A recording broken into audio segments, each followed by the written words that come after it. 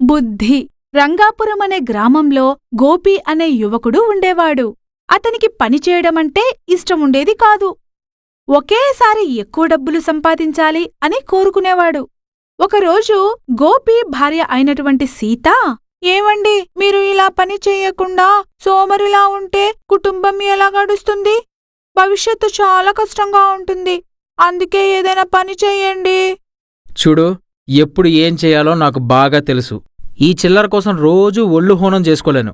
నేను ఏదైనా చేస్తే లక్షలు రావాలి అని చెప్పాడు. దాంతో సీత ఏం చేయలేకుండా ఉండిపోయింది. సీత చిన్ని చిన్ని పనులు చేసుకుంటూ కుటుంబాన్ని పోషిస్తూ ఉండేది. ఒకరోజు ఆ ఊళ్ళో ఒక స్వామీజీ, 2 శిష్యులు వచ్చారు. ఆ స్వామీజీ లంకబిందెలు, గుప్తనిధులు గుర్తించడంలో ప్రసిద్ధుడు అని ఊరంతా చెప్పుకోసాగారు. ఈ మాట ఆ నోట ఈ నోట గోపి చెవిలో పడింది. దాంతో గోపి ఆ స్వామీజీ దగ్గరికి వెళ్ళాడు. స్వామి, నేను మీ గురించి చాలా విన్నాను. మీరు మా ఆతిథ్యం స్వీకరించి మా భూమిలో ఎక్కడ గుప్తనిధులున్నాయో కనిపెట్టాలి. అలాగే వస్తాను. దానికి కొద్ది సమయం పడుతుంది. మీరు కావాల్సినన్ని రోజులు మా ఇంట్లోనే ఉండండి అని చెప్పడంతో దానికి స్వామీజీ ఒప్పుకున్నాడు.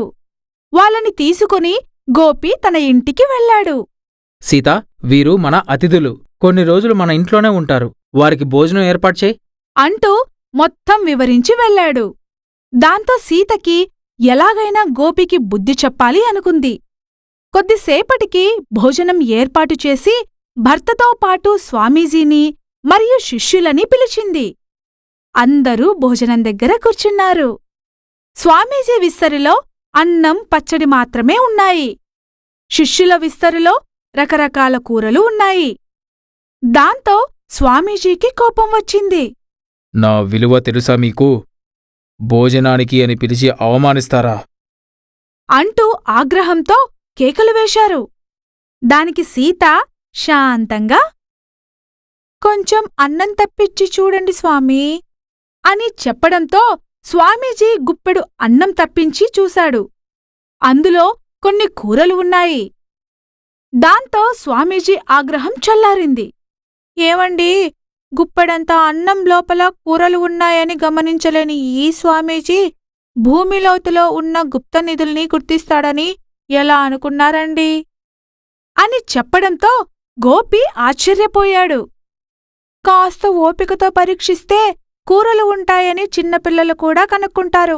ఈ స్వామీజీ కనుక్కోలేకపోయారు. మనం కష్టపడాలే కాని ఎటువంటి లంకిబిందెలు అవసరం లేదండి. మనలో ఉన్న తెలివే గుప్తనిధి. దాన్ని సరిగ్గా వాడుకుంటే చాలు అని చెప్పడంతో గోపీకి సత్యం బోధపడింది. స్వామీజీని పంపించి కష్టపడి పనిచేయటం మొదలుపెట్టాడు. ఈ కథ వల్ల తెలిసిన నీతి ఏమిటంటే, కష్టాన్ని నమ్ముకోవాలి కాని మహిమల్ని కాదు.